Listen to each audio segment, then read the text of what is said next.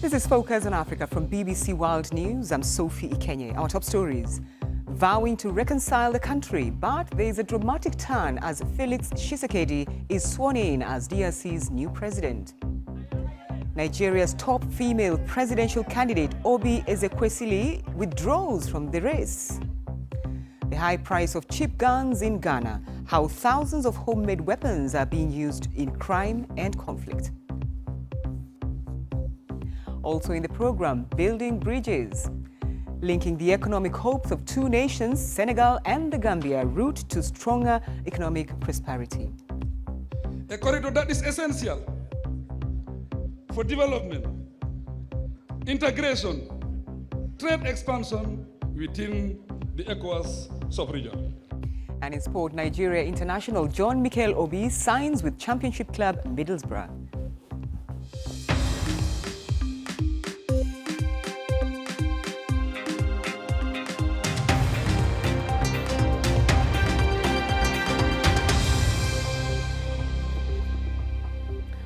Thanks for joining us on Focus on Africa from BBC World News. He has pledged to unite the country and fight corruption. Today, Felix Tshisekedi took the oath of office as the new president of the Democratic Republic of Congo, despite briefly being taken ill during the ceremony.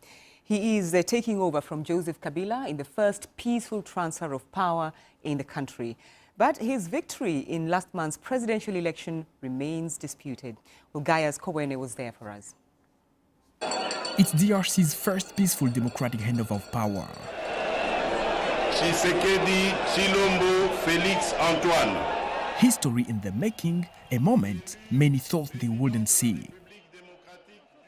Tshisekedi has lots of ambitions. When he spoke to us, he had lots of promises. We think that by fighting effectively against corruption and improving the business climate, we can improve the everyday life of the Congolese.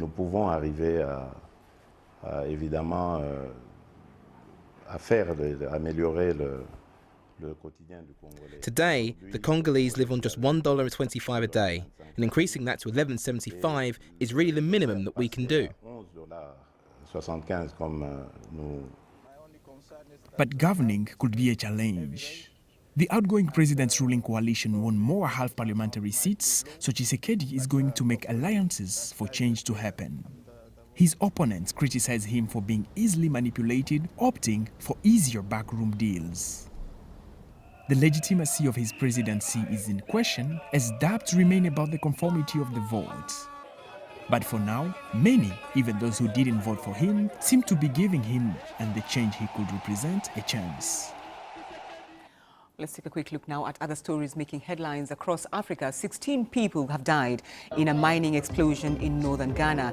Reports suggest that they died from inhaling toxic gases from the explosion in a tunnel. Now, the government has shut down the operations of Chinese mining firm Shangxi following the deaths. Company officials have blamed illegal miners for ignoring their warnings and continuing to encroach on their mine. Now, hostilities between Ethiopia's government and the Oromo Liberation Front have now ended after months of confrontations in the country's largest and most populous region. Now, Oromo elders and political leaders have agreed that OLF's army will fully lay down arms in the coming 20 days.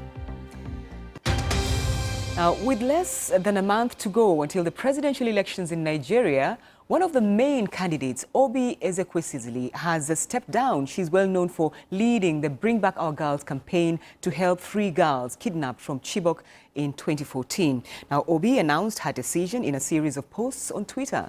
She's with the Allied Congress Party of Nigeria. Let's now go to Abuja and speak to our correspondent, Ishak Khalid. Ishak, what really happened? Why did she do this?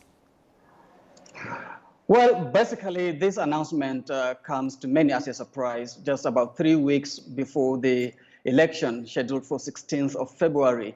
And in the series of tweets, she said that she is going to focus on forming what she called alternative, strong, viable alternative platform for the Nigerian citizens.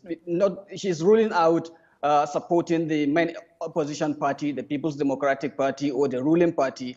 But what appears to have triggered this development is possibly disagreement within the party, because she acknowledged that there was a kind of disagreement within the party, and shortly after she withdrawn from the race, her own party publicly declared support for incumbent President Muhammadu Buhari. So it appears that there has been some issues within the party before she made such announcement. But is she really popular within the party itself? Well, based on what has transpired within the last couple of hours, or I can say today, it appears that the party was not intact, but she's one of the most prominent female candidates in the presidential election. So she is quite famous in Nigeria generally. She is an activist. She was a former minister. She's a former minister. She is also a former vice president at the World Bank. So in Nigeria, she's famous, but at the party level, it appears there was some kind of disagreement. Ishak, this is obviously a huge blow for women really who are seeking political office, isn't it? Yeah, many women are disappointed at her decision, because there are 73 candidates, presidential candidates, trying to claim the presidency, but there are only 6 female presidential candidates, including her 7th. Now she has withdrawn, remaining 6. Although the contest generally is seen as a contest of 2 major parties, the ruling party, APC, President Muhammadu Buhari is running under that platform, and then the main opposition party, represented by the former Vice President Atiku Abubakar. But many people feel that the presence of women in the race is a kind of progress in Nigerian politics. Nigeria has never produced a female president or even vice president, so her withdrawal has really disappointed many women. But she's saying, of course, hope is not lost. She's going to fight under a coalition, but it's not clear how that coalition is going to work. And then it appears the only option for her and those in the proposed coalition probably is to support another candidate, because the door has been shut for a new candidate or a new political party ahead of the election. So it's something that people will continue to watch and see her direction. But for now, it's not clear which direction she is going. But she said a coalition is what she is pushing for. All right, Ishak Khalid for us there in Abuja. Thank you for that update. Thank you. Now, the production of homemade guns is big business in West Africa. According to the Institute for Security Studies, blacksmiths in Ghana in particular produce up to 200,000 illegal guns every year, and they can be bought for as little as $9. But security forces there are now speeding up efforts to crack down on illegal gun businesses. Our reporter Sule Lansa has been finding out more. 1, 2, 3, fire! Preparing for patrol. Police here are on the streets day and night. You come out, eh? Stopping the flow of weapons around the country is a priority. You can be sure that criminals are smart. They open the engine side of the vehicle and hide weapons. When they stop motors, you can open the seat and the weapon can be hidden there. It's impossible to get all the illegal guns off the streets.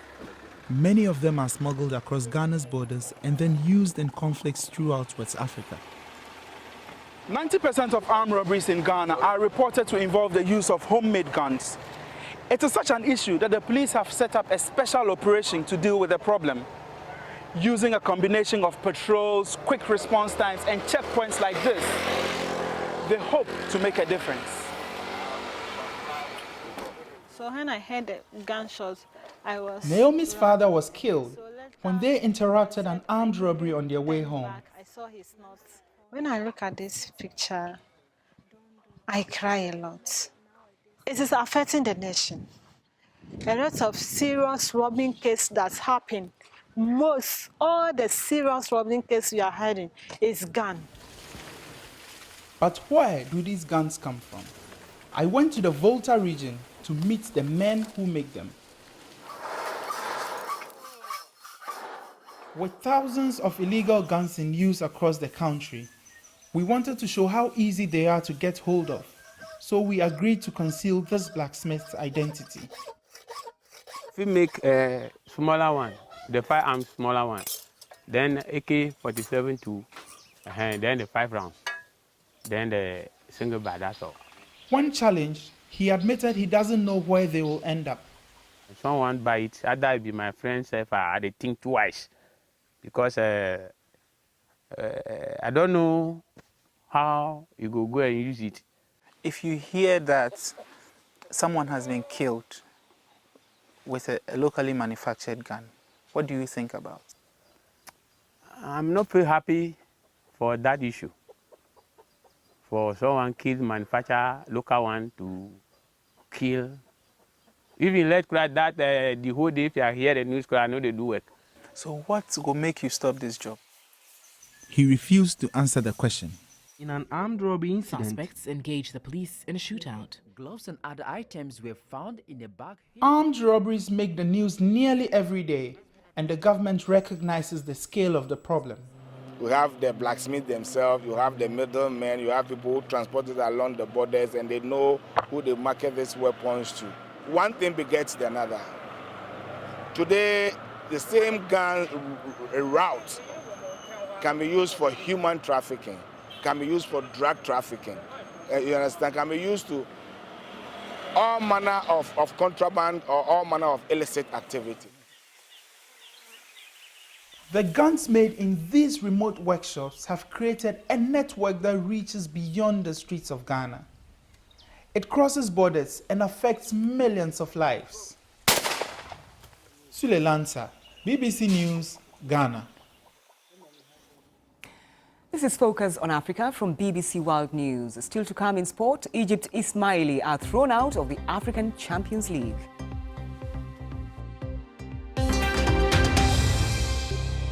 I'm Sophie Ikenya and you're watching Focus on Africa from BBC World News. The top story on this program, Felix Tshisekedi is sworn in as the President of the Democratic Republic of Congo. He's taking over from Joseph Kabila in the first peaceful transfer of power in the country. Well, let's stay with that story because Gaius Kowene, our reporter there, joins us from Kinshasa. Gaius, obviously a huge crowd attending that inauguration ceremony, but there was a bit of drama a little earlier in it. What happened exactly?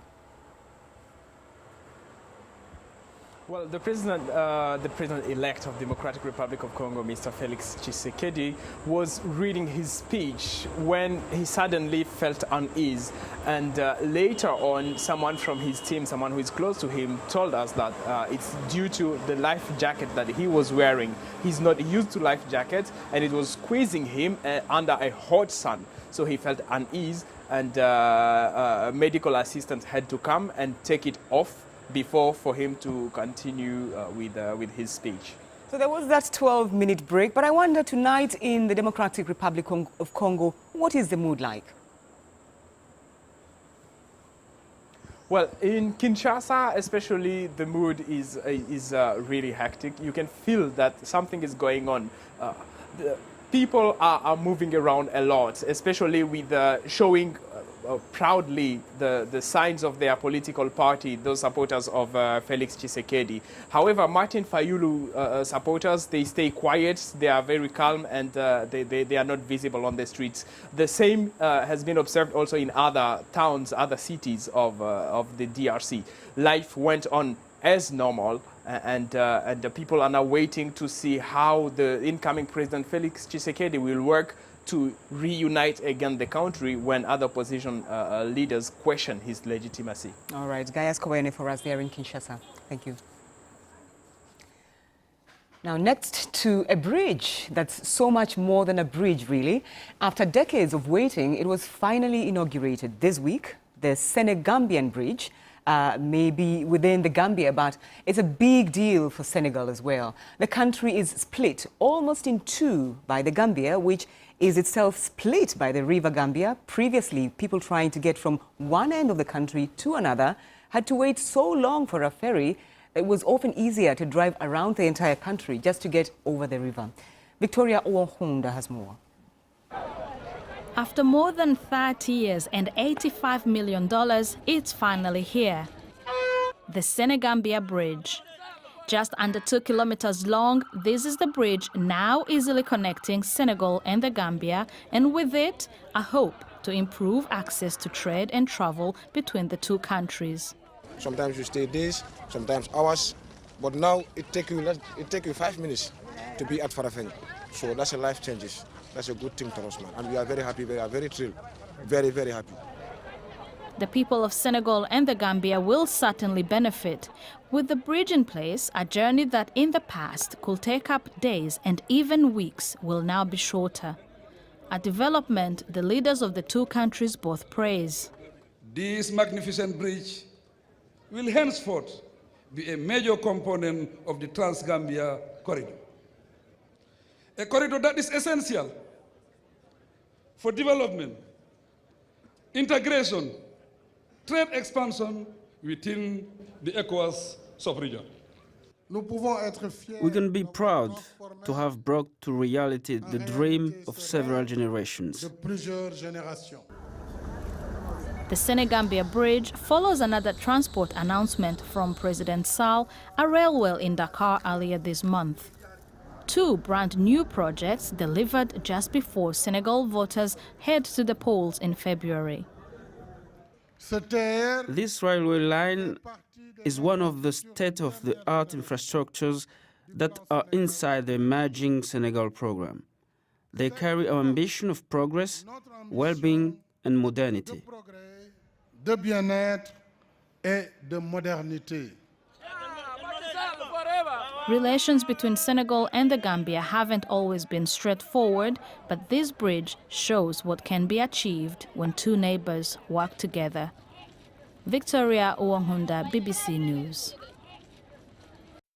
Who's all about the Senegambia Bridge is Ibrahima Sheikh Diong. He's the chief executive of a Pan-African management consulting firm based in Dakar. Thanks for taking time to talk to us. This bridge is obviously a huge deal. Help us understand how significant it is. Well, first of all, it is really long overdue. Both countries have been talking for the past decades about having this bridge, but because of a lack of political commitment, let's say from one side of the bridge has not taken place. The fact that it has been actually realized within 5 years after decades of waiting shows that actually when there's a political commitment, when there's a leadership, things can happen in Africa. But I think with regard to the significance, there were a couple of things. First of all, it is important for trade in the sense Gambia being a small country, want to have access to the market in Senegal and to the ECOWAS. Hopefully with the bridge, it provides that access to Gambia or to the rest of the countries in the region. I think the second significance is the stability of both countries. You probably know, in order to get to Casamance, which is within Senegal, one has to go to Gambia and through the ferry, which is a lot of hassles. So hopefully with the bridge, the access will be much easier the way it used to be. And last but not least, let's face it, I think both countries culturally are very much connected. You see a lot of Senegambian or Gambian from Senegal come from the same family. So the fact that you have this bridge and access and transport will be much easier. Hopefully, this will also facilitate the reunion between families, and culturally has a huge impact. All right. And last but not least, the political stability of the region, in my view, depends heavily on having a bridge like this, because with the infrastructure, with the access and stability, hopefully it will help Senegal also resolve his crisis in Casamance as well. All right, let me come in here because I'm really curious about how this will impact on companies like yours, briefly. Well, I mean, literally, I think that given the amount of trade that happened between both countries, people like myself and other entrepreneurs in Senegal and the Gambia will see this as an opportunity to basically transport goods, but at the same time also to be able to actually get to the other side of the border easily. So I'm expecting that the private sector will see the opportunity of this infrastructure and begin to sort of seize the potential between Gambia and Senegal. I'm hoping that it's going to impact trade, it's going to impact business, and obviously the Gambians are looking at this the same way the Senegalese entrepreneurs are looking at it, as an opportunity to boost opportunity and business from both sides. All right, Ibrahima Sheikh Diong, thank you very much indeed for taking time to talk to us on Focus on Africa. Pleasure was mine. Thank you. This is Focus on Africa. Let's find out what's happening in the world of sport. Mimi. Thank you very much, Sophie. More African football transfers. Nigeria international John Obi Mikel has signed for championship side Middlesbrough on a short-term deal. The club tweeted that they were delighted to announce the signing of the 31-year-old midfielder who joins from Chinese side Tianjin Teda. The former Chelsea player will now look to help the club gain promotion to the Premier League. I think for me, it's all about the team. The team, we all have to, put our heads together and try to help each other, I don't believe in individual players. If anyone knows me, all my years at Chelsea, I've always played for the team. The team always comes first for me, and this is exactly what I'm going to do here. I'm going to put the team first and, try to help the boys, try to help the club, and hopefully we will all achieve something great come the end of the season. And there's another Nigerian on the move. Chelsea winger Victor Moses has completed a medical before his proposed loan move to Turkish club Fenerbahce. Moses is set to sign a deal until the end of the season after arriving in Istanbul on Wednesday. The 28-year-old has made just 5 appearances this campaign. Still in football, the Confederation of African Football has expelled Egypt Ismaili from this season's Champions League. The decision was made after crowd trouble, which led to the game being ended early. Ismaili were playing at home against visitors Tunisia's Club Africain, who were leading 2-1.